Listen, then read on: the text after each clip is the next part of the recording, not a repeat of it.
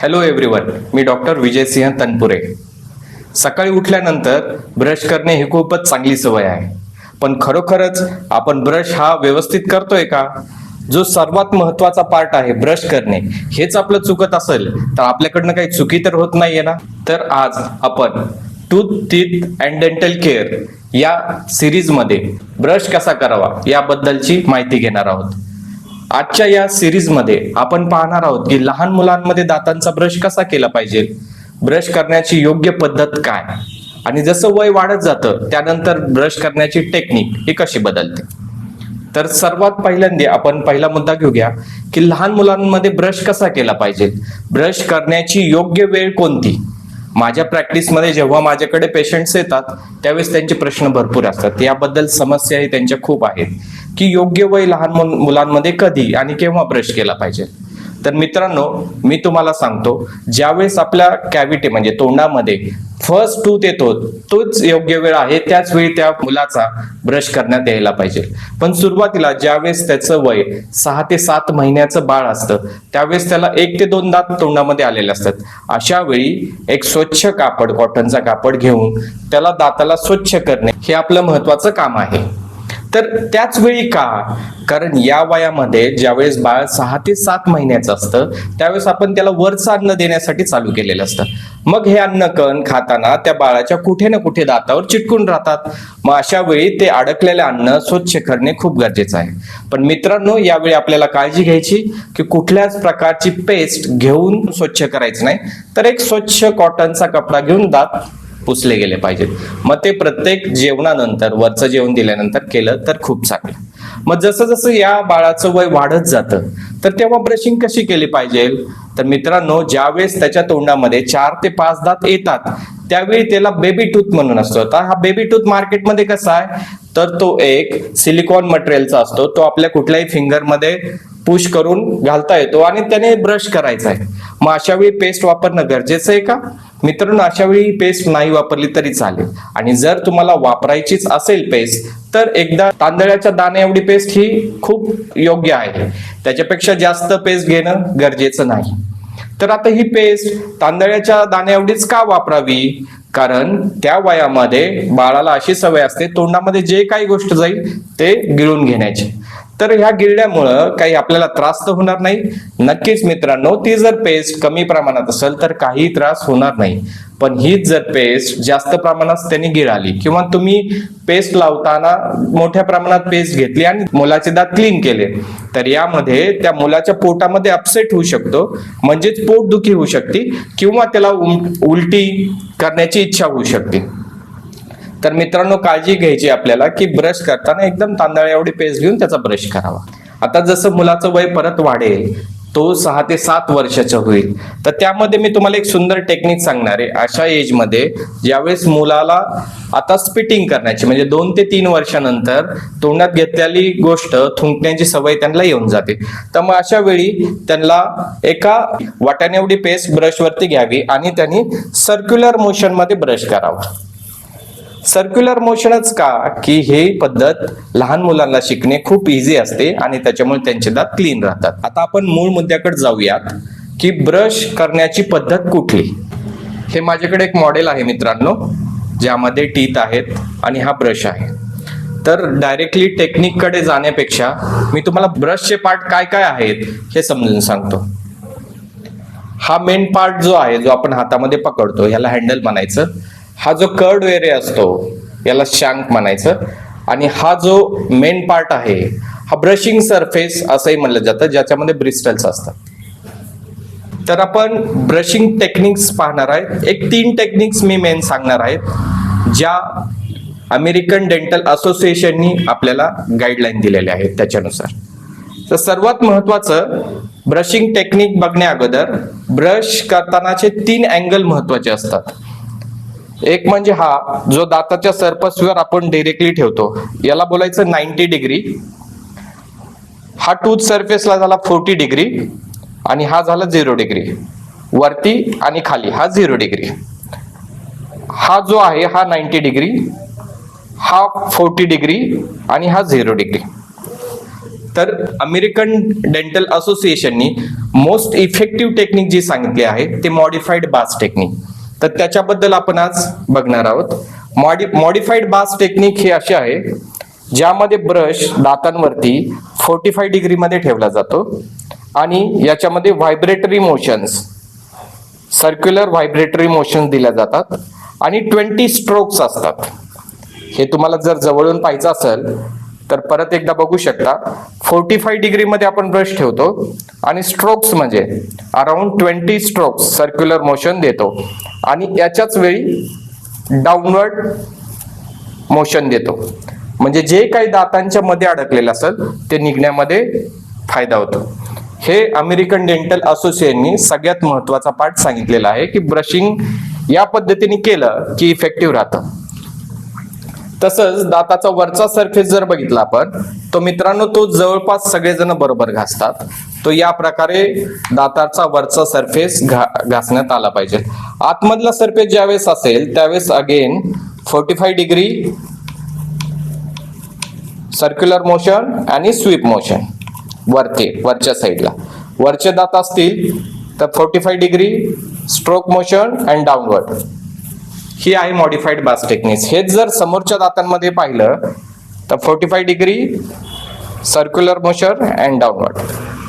Okay, तर ही आहे modified बास technique जी American dental association यांनी मोस्ट इफेक्टिव्ह टेक्निक सांगितलेले आहे. तर आपण 2 टेक्निक्स पाहिल्या. लक्षात ठेवण्यासाठी मॉडिफाईड बास टेक्निक म्हणजे 45 डिग्री अँग्युलेशन, सर्क्युलर मोशन असं लक्षात ठेवा. सेकंड सर्क्युलर मोशन लहान मुलांसाठी ज्याच्यामध्ये फक्त गोलाकार ब्रश करायचा आहे. आता तिसरी मेथड पाहणार आहे ती म्हणजे सगळ्यात महत्वाची आहे.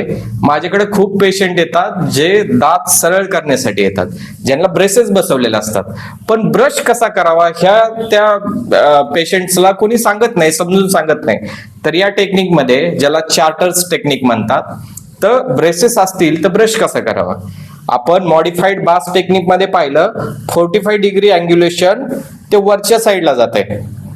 तर same 45 degree angulation towards braces म्हणजे ज्या ठिकाणी क्लिप लावले तिथे घ्यावं आणि सर्क्युलर मोशन, जेणेकरून या ब्रेसेस मध्ये जे अन्नकण अडकलेले असतात ते निघतात आणि दातांची हेल्थ चांगली राहते.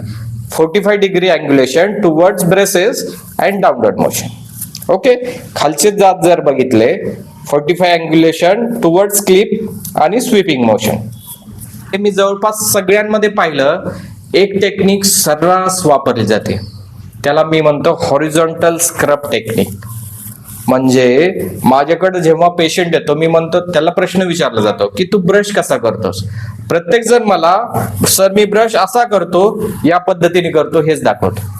मित्रांनो, हे जर तुम्ही लक्षात घेतलं, आपण हा ब्रश 90 डिग्री मध्ये ठेवला आणि कंटिन्युअस असा प्रेशर देऊन ब्रश केला तर डेंटल एब्रेजन म्हणजे डेंटल कॅव्हिटी या दातांच्या या पोर्शन मध्ये होतात आणि जेणेकरून दात खूप सेन्सिटिव्ह होतात.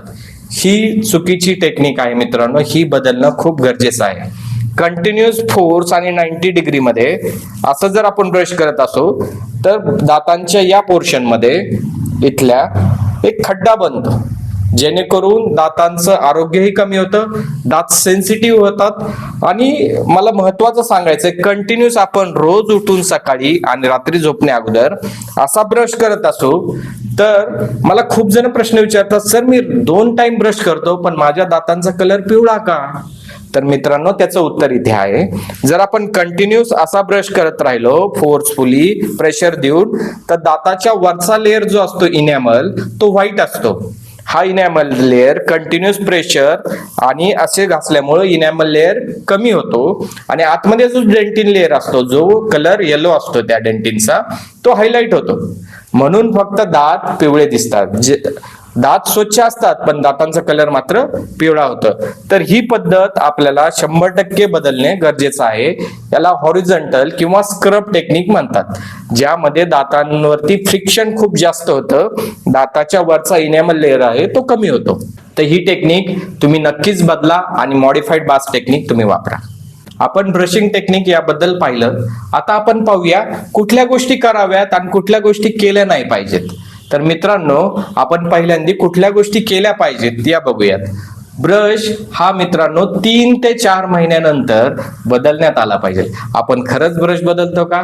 आपल्या ब्रशवरचे जे ब्रिस्टल्स पूर्ण फ्लॉवर सारखे होत नाही तोपर्यंत आपण ब्रश बदलत नाही, पण हे चुकीची टेक्निक आहे. ब्रश हा 3 ते 4 महिन्यानंतर बदललाच गेला पाहिजे. ब्रश कुठल्या प्रकारचा वापरावा? मार्केटमध्ये खूप प्रकारचे ब्रश येतात. मी कुठल्याही कंपनीला प्रमोट करण्यासाठी इथे आलेलं नाही मित्रांनो, तर आपल्याला योग्य पद्धत सायंटिफिकली कुठला ब्रश वापरावा याबद्दल बोलत आहोत. या ज्या ब्रिस्टल्स असतात या जर हार्ड क्वालिटीच्या असतील तर नक्कीच ब्रश करताना आपल्या टिश्यूला डॅमेज होणार आहे. तर हे जे ब्रिस्टल्स आहेत हे हार्ड नसावेत, हे मिडियमही नसावेत, हे सॉफ्ट प्रकारचे ब्रश असावेत, जेणेकरून आपल्याला मिनिमल डॅमेज आपल्या टूथला आणि गम्सला होईल आणि दातांचं आरोग्य चांगलं राहील. आता काही जण बोलतात सर अल्ट्रा सॉफ्ट वापरू का? मित्रांनो नक्कीच नाही. जर तुम्ही अल्ट्रा सॉफ्ट ब्रश वापरत असाल त्यामध्ये दातांची स्वच्छता पूर्णपणे होत नाही ज्या पद्धतीने व्हायला पाहिजे. अल्ट्रा सॉफ्ट ब्रश हा ज्यांच्यामध्ये हिरडीचं पोर्शन खूप कमी झालंय, खूप जास्त एज झालंय, त्या एज साठी फक्त पर्टिक्युलर स्पेसिफिक एज साठी आहे, त्याच्यासाठी तुम्ही डॉक्टरांचा सल्ला घेणं खूप महत्वाचं आहे.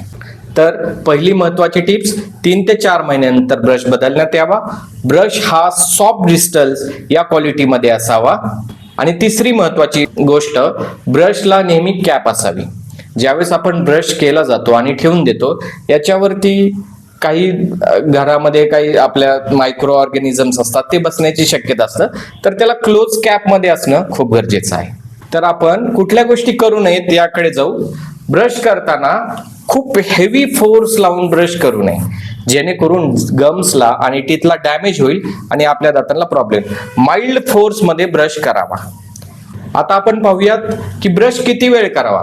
ब्रश हा मित्रांनो 2 ते 3 मिनिट फक्त केला पाहिजे. याच्यापेक्षा जास्त वेळ ब्रश करणं चांगलं नाही. दिवसातून ब्रश किती वेळा केला पाहिजे? आपण पहिल्या व्हिडिओमध्ये जर माझा तुम्ही या सिरीजचा पहिला व्हिडिओ पाहिला असेल तर त्याच्यामध्ये मी एक्सप्लेन केलं आहे डिटेलमध्ये. पण मित्रांनो आपण ब्रश हा 2दा केला पाहिजे, सकाळी झोपेतून उठल्यानंतर आणि रात्री झोपण्या अगोदर. ब्रश करताना ब्रशची ग्रिप कशी असावी हे एक महत्वाचा पार्ट आहे जो आपण घेतोय. ब्रश ज्यावेळेस आपण हातामध्ये पकडतो, ज्यावेळेस तो खूप घट्ट पकडला असेल आणि आपण ब्रश करू असो, तर मित्रांनो आपण पाहू शकता हा आर्म आपला स्टेबल राहतो आणि पूर्ण फोर्स इथून येतो. तर याच्यामध्ये दातांवरती खूप जास्त प्रेशर पडतो आणि आपल्या टूथला डॅमेज होऊ शकतं. तर ब्रश पकडण्याची स्टाईल एकदम लाईट असावी आणि फोर्स पडताना हा रिस्ट पासून पडला पाहिजे. म्हणजे आपण पेंटिंग करताना ब्रश जसा पकडतो त्या पद्धतीने हा ब्रश असावा, जेणेकरून पाहिजे तेवढाच फोर्स आपल्या दातांवरती पडेल आणि दात स्वच्छ होण्यात मदत होईल. आणि माझ्या प्रॅक्टिसमध्ये ग्रामीण भागातले लोक माझ्याकडे येतात, पण त्यांच्या ब्रशिंग मध्ये मला सांगण्याचं महत्व खूप आहे की असे लोक राख वापरतात, आजही मिश्री वापरतात. मित्रांनो राख मिश्री हे आपल्या दातांना ब्रश करण्याचं साधनच नाहीये, ज्याच्यामध्ये तुमच्या दाताचा पूर्ण कलर बदलून गेलाय, काळे दात झालेले आहेत. तर या पद्धतीचा वापर नक्कीच करू नये. आणि मिश्री वापरणाऱ्याला मी तर सांगतो की ते टोबॅकोचा एक पार्ट आहे, हा तुम्ही वापरू नका, ज्याच्यामध्ये तुम्ही तुमचं ओरल हेल्थ ही बिघडून घेताय. आणि या धावत्या युगामध्ये, या फास्ट लाईफ मध्ये मला सगळ्यांना एक ऍडवाइस द्यायचा आहे की ब्रश केल्यानंतर लगेच चहा कॉफी ब्रेकफास्ट करू नये. साधारणपणे 20 ते 25 मिनिटं कमीत कमी हे अंतर ठेवा.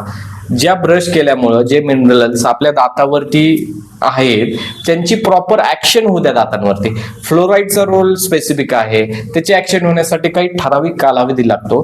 तर या फास्ट लाईफ मध्ये एवढे धावपळ करण्यापेक्षा ब्रश केल्यानंतर एक 20 ते 25 मिनिटं तरी त्याला थोडा टाइम द्या. आणि शेवटचा महत्वाचा मुद्दा, टंग क्लीनर. दात तर स्वच्छ करतोच, पण जीभ ही स्वच्छ केली पाहिजे का? आपल्या तोंडातून दुर्गंधी येण्यामध्ये तोही एक रोल महत्वाचा आहे. जर आपली जीभ स्वच्छ नसेल, त्याच्यावरती तो लेअर जर व्हाईट लेअर राहिला असेल तर नक्कीच आपल्या तोंडाची दुर्गंधी येते. तर हा कशा प्रकारे करावं? ज्यावेळेस आपण टंग क्लीनरनी टंग क्लीन करतो ह्याच्यावरती मित्रांनो माइल्ड फोर्स पाहिजे, एकदम हळूवार केलं पाहिजे. हे कशासाठी? काही जण ते टंग क्लीनर घेतात आणि खूप फोर्सफुली टंग क्लीन करतात, पण हे साफ चुकीचं आहे मित्रांनो. याच्यामध्ये आपल्या जिभेवरती जे टेस्ट बड असतात, जे आपल्याला चव देतात, आपण एखादी गोड गोष्ट किंवा तिखट गोष्ट खाल्ली तर याच्यामध्ये हे टेस्ट बड काम करतात की तू काय खाल्लंय, याला डॅमेज होण्याचा खूप चान्स असतो जर आपण खूप हेवीली फोर्स देऊन करत असतो. तर माइल्ड फोर्सनी आपली टंग क्लीन करावी, ज्याच्यामुळे आपलं मौखिक आरोग्य हे चांगलं राहील. अशाच प्रकारच्या काही शंका, प्रश्न जर तुम्हाला असतील तर नक्कीच कमेंट्स बॉक्समध्ये कळवा, जेणेकरून मी येणाऱ्या व्हिडिओमध्ये त्याचं समाधान करण्याचा प्रयत्न करेन. धन्यवाद.